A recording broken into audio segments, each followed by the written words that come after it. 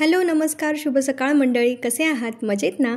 मी पण मस्त आहे. पण आजच्या एपिसोडमध्ये मात्र आपला थोडासा डोक्याला ताण वाढवू शकतो, कारण जे व्हायला नको होतं ते आजच्या एपिसोडमध्ये घडलेलं आहे. फक्त सायली आणि अर्जुनलाच नाही तर ह्या पूर्ण ठरलं तर मगच्या टीमने आपल्या सगळ्या प्रेक्षकांना पण अंधारात ठेवलं आहे. आपण खूप सारे विचार आणि गेसेस केले होते की कदाचित लग्नाला हे होईल ते होईल आणि प्रिया अश्विनचं लग्न होणार नाही, पण तसं काही झालेलं नाही आहे. फायनली प्रिया आणि अश्विनचं लग्न झालं आहे मित्रांनो. आता ते कसं झालं सगळं, चला आजच्या एपिसोडमध्ये बघूया.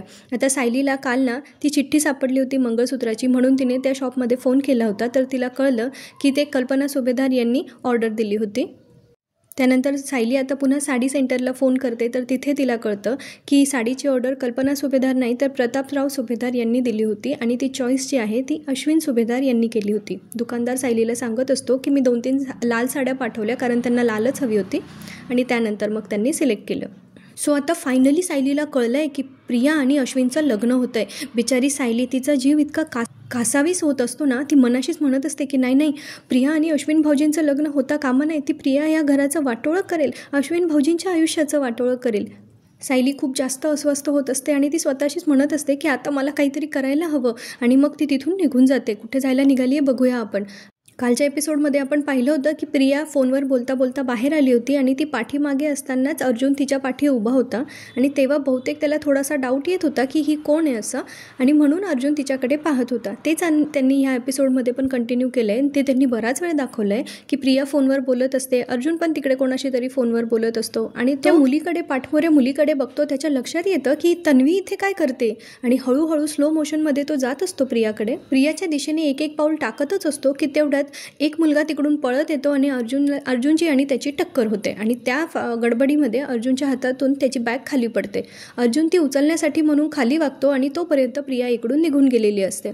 अर्जुन परत पुढे येऊन म्हणतो की ही तन्वी इथे काय करते. तेव्हा त्याचं लक्ष जातं की तिच्यासारखीच साडी नेसलेली, गजरा माळलेली एक मुलगी तिथे असते.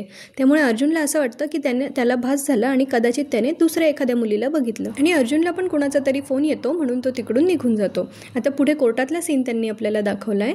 प्रिया इथे आता फोनवर बोलून तिकडे आतमध्ये येऊन बसते. प्रियाला वेगळंच टेन्शन आहे की तिचं लग्न सायली, अर्जुन, रविराज वगैरे होऊ देतील की नाही, पण मग ती तसं नाही दाखवते. ती तिच्या कल्पना मामीला असं दाखवत असते की मामी खूप हुरहुर लागून राहिली आहे गं. तेव्हा कल्पनाताई सांगतात की अगं प्रत्येक नवरीची लग्नाच्या वेळेला हीच अवस्था असते आणि तुझं लग्न काय जरा 4 चौघींसारखं नाही आहे ना, त्यामुळे थोडी जास्त काळजी वाटते, बस एवढंच. पण आता प्रिया मनातल्या मनात विचार करत असते की माझ्यासाठी ही करो या मरोची परिस्थिती आहे. एकतर अश्विनसोबत लग्न तरी करावं, नाहीतर मग मैपतच्या हाताने मरावं तरी. एवढे कांड करून ठेवले ना या प्रियाने आयुष्यात, तर तिच्या डोक्यावर ही अशी टांगती तलवार तर नेहमी राहणारच आहे. पण आता इथे प्रतापराव प्रियाला समजवत असतात की हे बघ, तू बाहेर गेली होतीस ना, तेव्हा ते अधिकारी येऊन गेले आणि त्यांनी सांगितलं की अजून एक नंबर आहे आणि त्यानंतर मग आपला नंबर लागणार आहे, हां तू काळजी नको करू. आता दुसरीकडे सायली निघाली आहे ना बहुतेक कोर्टात जाण्यासाठी, कारण त्या व्यक्तीने सांगितलं आहे ना की घरी पाठवायचं आहे की कोर्टात. त्यामुळे तिच्या लक्षात आलं आहे. मग ती आता त्या कौटुंबिक न्यायालयातच जायला निघाली आहे. त्यांनी हा सीन खूप जास्त रंगवून आपल्याला दाखवला आहे. एकदम स्लो मोशनमध्ये ती रिक्षा आहे आणि ती मस्तपैकी फास्ट चालली आहे. सायली आता कोर्टाच्या दिशेने निघाली आहे. जाता जाता ती अर्जुनला फोन करते आहे, पण अर्जुनचा फोन लागत नाही आहे. त्यानंतर अर्जुन पण त्या कोर्टाच्या आवारात आपल्याला त्यांनी दाखवलं आहे. म्हणजे आपली उत्सुकता अशी ताणून धरली आहे की जसं अर्जुनला कळेल की काय, मग सायली तिथे पोहोचेल की काय. पण ते दोघं पोहोचले तरी पण त्यांचं कोण ऐकून घेणार आहे, कारण बाकी घरातल्या सगळ्यांचाच त्यांना सपोर्ट आहे आणि ते दोघं रेडी आहेत. त्यामुळे त्यांचं लग्न ही सायली आणि अर्जुन थांबवू शकणारच नव्हते असं पण. आणि आता मग पुढे ते मॅजिस्ट्रेट बोलतात की तन्वी किल्लेदार आणि अश्विन सुभेदार, आता तुमचा नंबर आहे.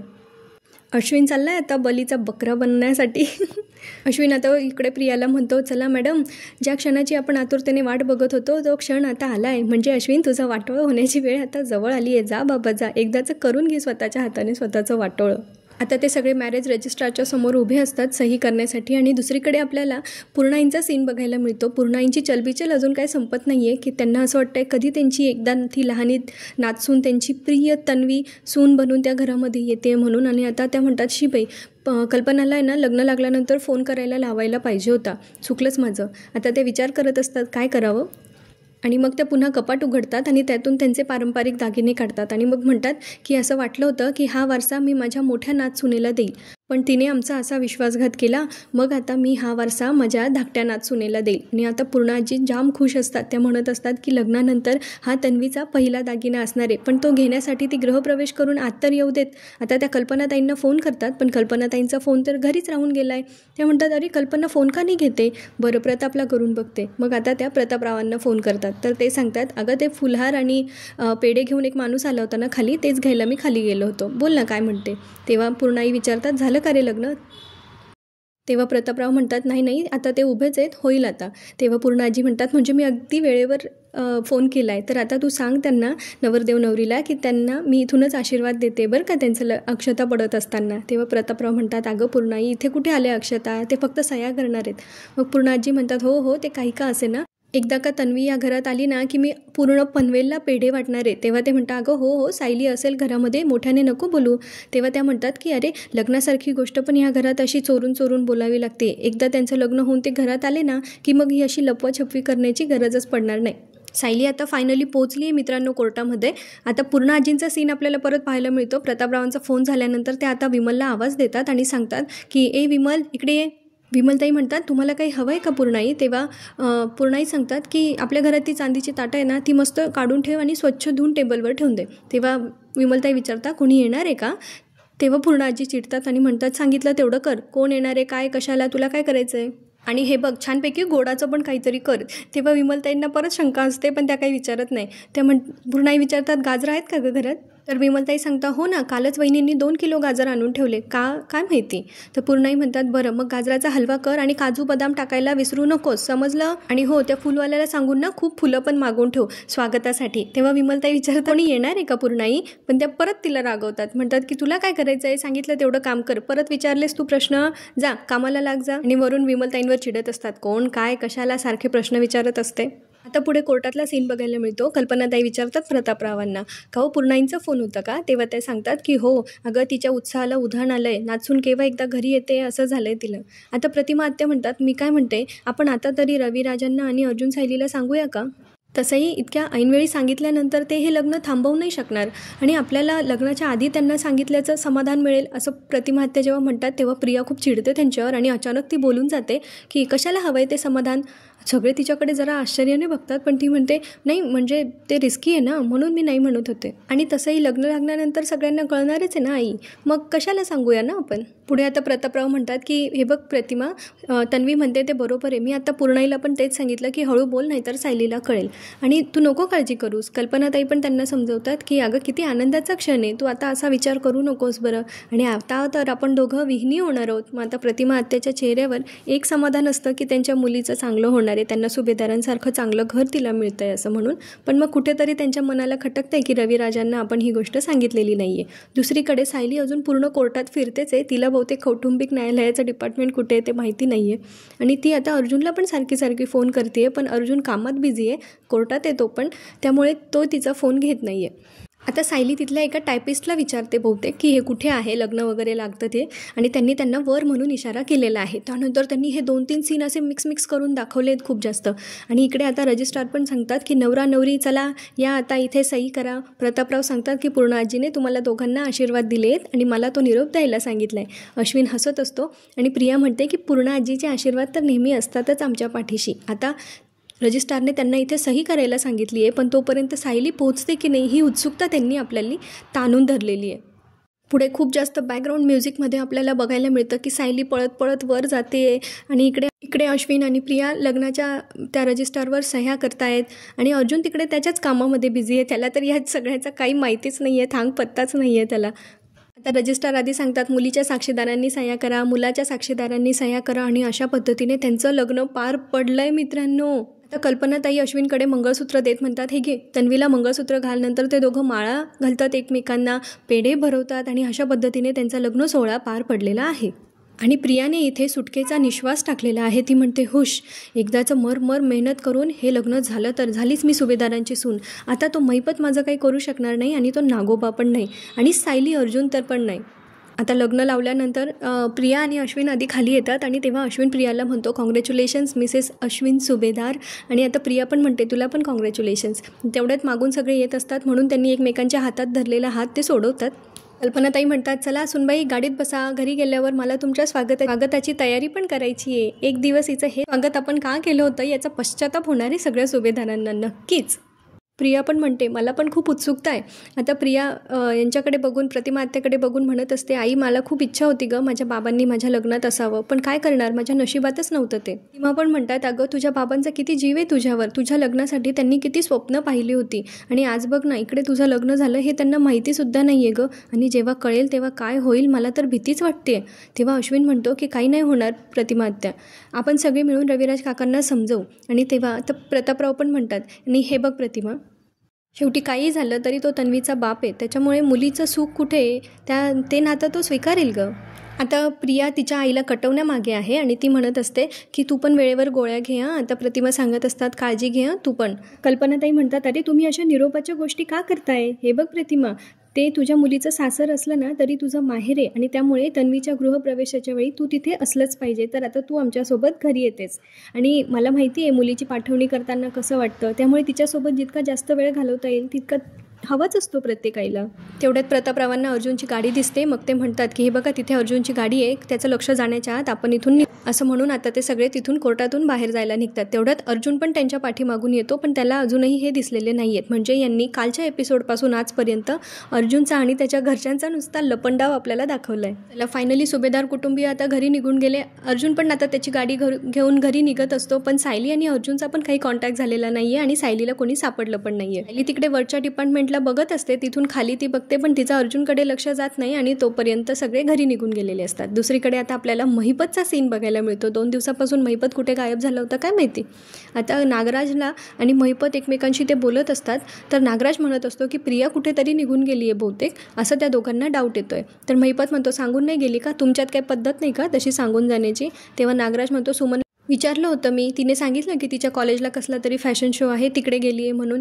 अरे पण ते कॉलेजच अस्तित्वात नाही आहे, कसला तो आला फॅशन शो म्हणून.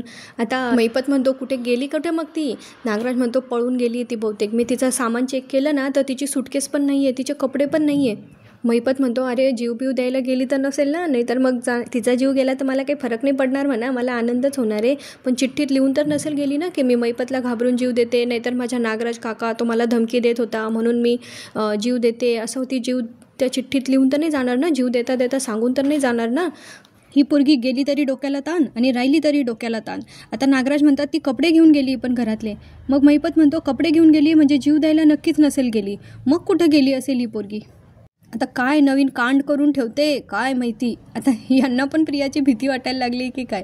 इकडे आता अर्जुन आलाय घरी आणि त्याच्या स्टाईलमध्ये बायको बायको आवाज देत आलाय. त्याला तर समोर दिसतं विमलताई तयारी करताय आणि सगळी चांदीची ताटं वगैरे काढून ठेवली आहे. अर्जुन विचारतो, हे सगळं काय चाललंय, चांदीची ताटं अँड ऑल. तेव्हा विमलताई सांगतात की बहुतेक घरी कोणीतरी पाहुणे येणार आहेत. अर्जुन म्हणतो, बहुतेक म्हणजे तुला माहीत नाही का कोण येणार आहे ते. तर विमलताई सांगतात, नाही मला नाही माहिती, फक्त पूर्णाईंनी हे सगळं काढून ठेवायला सांगितलं आणि गाजर हलवा पण बनवायला सांगितलं. तेव्हा अर्जुन म्हणतो, वाव गाजर हलवा माय फेवरेट. आता तो वर जातो रूममध्ये आणि सायलीला आवाज देत असतो, बायको बायको, पण सायली काय कुठे नसते. मग अर्जुन जरा घाबरतो, अचानक कुठे गेली असेल मिसेस सायली.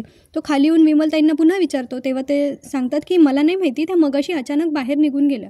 आता न सांगता गेली आहे म्हटल्यावर अर्जुनला अजून जास्त भीती वाटायला लागते. तर अर्जुनच्या लक्षात येतं की सायली त्याला खूप वेळा फोन करत होती. तर तो म्हणतो, इतक्या वेळा ते मला कॉल का करत होते, काही प्रॉब्लेम तर झाला नसेल ना, मधुभाऊ तर व्यवस्थित असतील ना. आता तो धावत पळत मधुभाऊंकडे जातो आणि गेल्या गेल्या त्यांना विचारतो, मधुभाऊ तुम्ही ठीक आहात ना. ते म्हणतात, हो अगदी ठणठणीत, का काही झालंय का. तेव्हा अर्जुनला वाटतं उगीच यांना मिसेस सायलींबद्दल सांगितलं तर काळजी करतील, म्हणून अर्जुन सांगतो की नाही मी जस्ट विचारायला आलो, तुम्ही ठीक आहात ना, विचारपूस करायला आलो, का नाही येऊ शकत का.